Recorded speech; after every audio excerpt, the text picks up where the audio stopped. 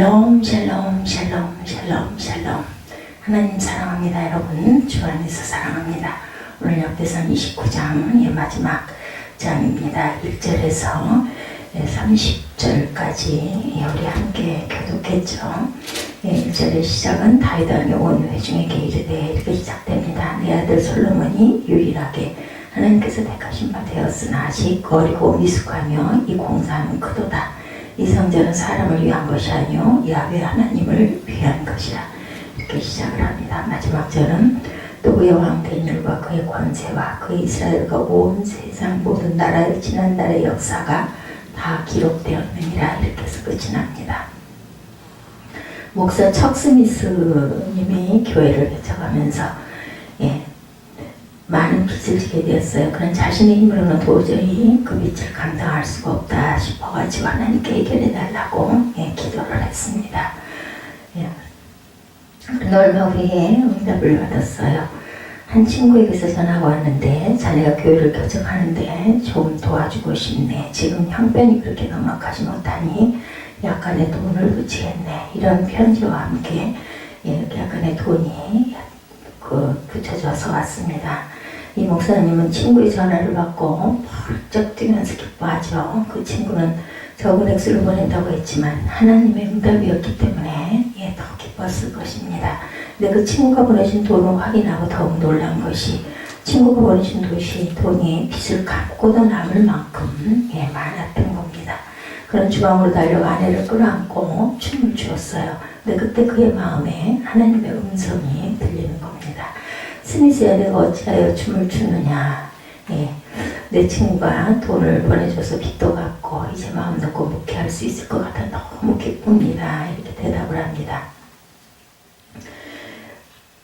그는 아주 믿을 만한 친구이기 때문에 아마 분명히 곧 보내줄 것입니다. 그럼 내가 너와 함께하고 너를 도와주고 인도할 것이라고 약속했는데 그때 그것으로 내가 감사를 드렸느냐. 이렇게 묻으시는 거예요. 아니면 내 앞에서 좋아서 춤을 추었느냐. 이렇게 또 물으시는 겁니다. 이 목사님은 하나님의 약속보다 친구의 후원 전화 한 통에 더 기뻐하는 자기 자신의 모습을 깨닫고 그 자리에서 무릎을 꿇고 회개했다고 하죠. 오늘 사순절 3일째 되는 날입니다. 이 시간 잠깐 지난 한 해, 그리고 또 새롭게 시작된 한 해 돌아보고 1년 동안 하나님의 말씀을 얼마나 우리가 신뢰하고 살았는지, 하나님께서 이끌어주시고 도와주신 하나님께 얼마나 감사는 했는지 생각해 보십시다. 혹시 하나님보다 세상 것에 더 집착하고 살지는 않았는지, 하나님이 우리에게 많은 축복의 약속을 하셨는데 어려운 형편만 생각하고 근심하고 염려하고 어떤 면으로는 하나님께 원망스러운 그러한 마음을 지니진 않았는지요. 유대인의 경관집인 탈무드에 보면 인간에게 세 종류의 친구가 있다고 합니다. 제일 사랑하고 아끼는 가장 귀한 친구, 아니면 좀 덜 친한 친구, 아니면은 있으나 마나한 그냥 알고 지내는 친구라고 하기에도 좀 그러한 그 친구가 있다는 거죠. 그 비유로 보면 그 사람 인생에서 가장 귀중하게 여기는 첫째 친구는 돈이 아니었을까? 아까 척 스미스 목사님도 그랬죠. 둘째 친구는 가족과 친지와 친족, 세 번째 친구는 하나님 앞에서 하는 선행. 대부분의 사람들은 돈을 최고로 여깁니다. 우리의 생활과 직결되는 것이 돈이죠. 돈이 없으면 못할 수가 없죠. 불편합니다. 그렇기 때문에 굉장히 돈에 우리가 울기도 하고 웃기도 하죠. 돈을 최고의 가치로 여기는 자본주의 사회는 특히 그렇죠. 그런데 결코 재물은 우리 인생의 근본이 될 수가 없습니다. 그건 다들 알죠. 돈이 많으면 더 행복하다면 그러면 부자만, 돈이 최고로 많은 사람은 최고로 행복해야 됩니다. 그런데 그렇지 않죠. 우리의 근본은 재물이 아니라 재물의 근본 주인이신 하나님이 되어야 합니다. 그래서 알면서도 현실 속에서 부족한 부분이 있다 보면 거기에 눌리게 됩니다. 오늘 본문에 부와 귀가 주께로 말미암고 주는 만물의 주제가 되사 손의 권세와 능력이 있사오니 모든 사람을 크게 하심과 강하게 하심이 주의 손에 있나이다. 12절에 그렇게 증거합니다.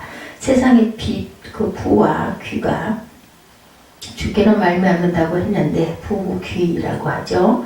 예, 모든 만물의 주인이시고 근본이 되시는 하나님보다 재물만 더 대단하게 여기는 어리석음을 우리가 범하지 말아야 되겠다. 예, 그러면 우리는 이 재물에 대해서 어떤 태도를 취해야 할까? 오늘은 그리스도인의 경제관념에 대해서 한번 생각해 보십시다. 우리의 직업을 하나님이 주신 소명으로 우리는 알아야 됩니다. 꼭 하나님 일 하는 거, 예, 뭐 예배를 섬기거나 아니면은 목회자가 되는 일만이 소명이 아니죠. 그런데 사회학 성립에 큰 영향을 미친 독일학자 막스 베버는 개신교 윤리와 자본주의 정신이라는 책에서 합법적인 윤리의 획득을 소명으로 삼고 조직적으로 그것을 추구하는 정신적인 태도가 자본주의 정신이다 이렇게 얘기했습니다.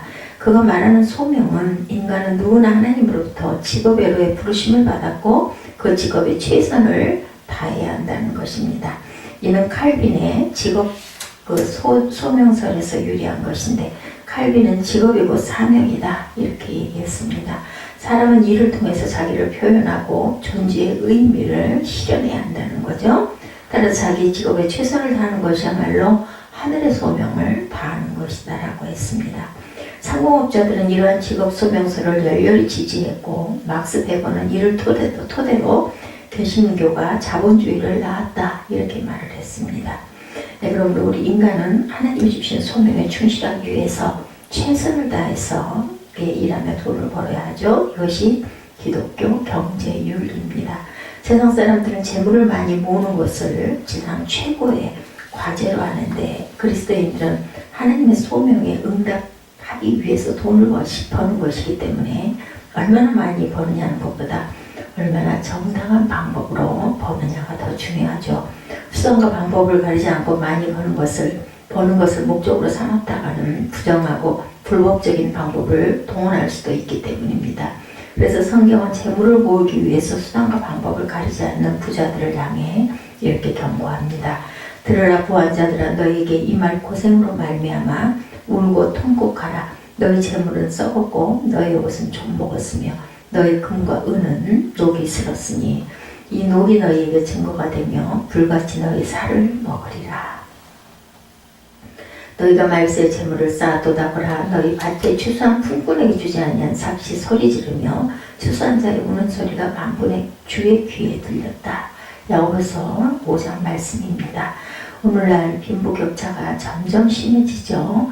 예, 경제적인 약자에게 돌아가야 할 몫을 소수의 부자들이 독차지하는 데서 기인이 되기도 합니다. 각종 불합리한 제도와 법률을 근거로 해서 경제적 약자를 착취해서 재산을 축적하는 기업이나 재벌이 자꾸 생겨난다는 이야기이기도 하죠. 그러나 우리 기독교 성도들은 그렇게 해서는 아니 됩니다. 돈만 많이 벌면 된다는 식의 생각을 절대로 용납하지 말고 우리가 돈을 버는 것은 중요하지만 그렇다고 사업이나 직장에서 오지 못한 방법으로 쓰는 것은 하나님께서 기뻐하지 않으시죠. 그런 식으로 부자가 된 사람들은 낙타가 바늘길을 통과하는 것보다 천국에 들어가기가 더 어렵다는 그런 이야기가 내게는 혹시 성립된 건 아닌가 생각해 봐야 됩니다. 부동산 투기나 담합, 불공정 거래, 조세 회피, 횡령, 돈 세탁, 불법증여 등 오늘날의 지능적인 경제 문제가 만연해 가고 있죠. 어떤 방식이든 다른 사람에게 손해를 입히면서 막대한 부담 이익을 얻는 것은 하나님께서 결코 기뻐하시지도 않고 용납하시지 않습니다. 그런 사람의 것은 또한 받으시지도 않습니다. 너희가 힘없는 자를 밟고 그에게서 밀을 부당한 세를 거두었은즉 밀의 부당한 세를 거두었은즉 너희가 비록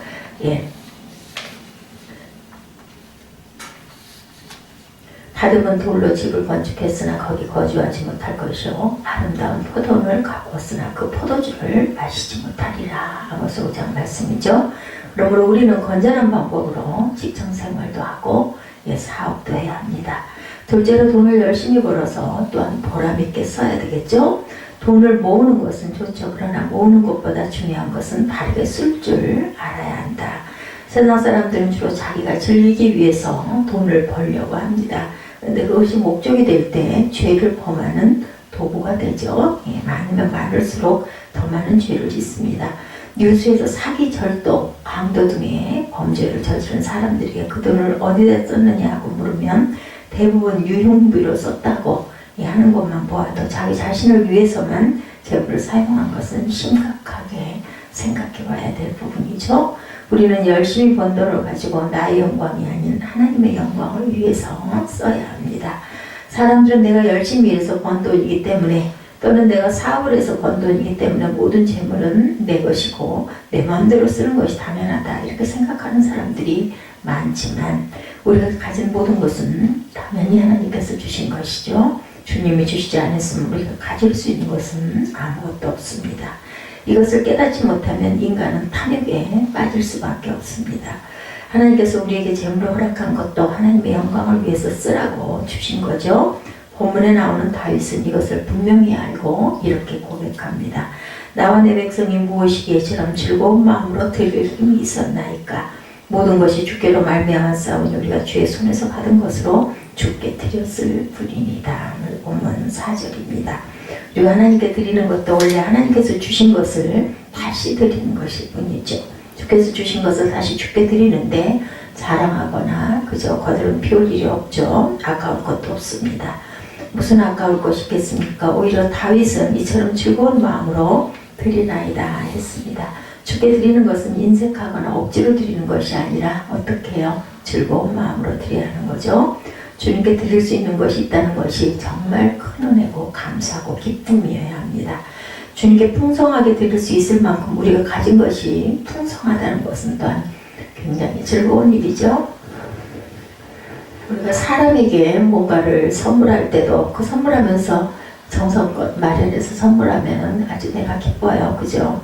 그런 것처럼 우리가 드리는 즐거움을 아는 그러한 성도님들 되시기를 주님의 이름으로 축복합니다.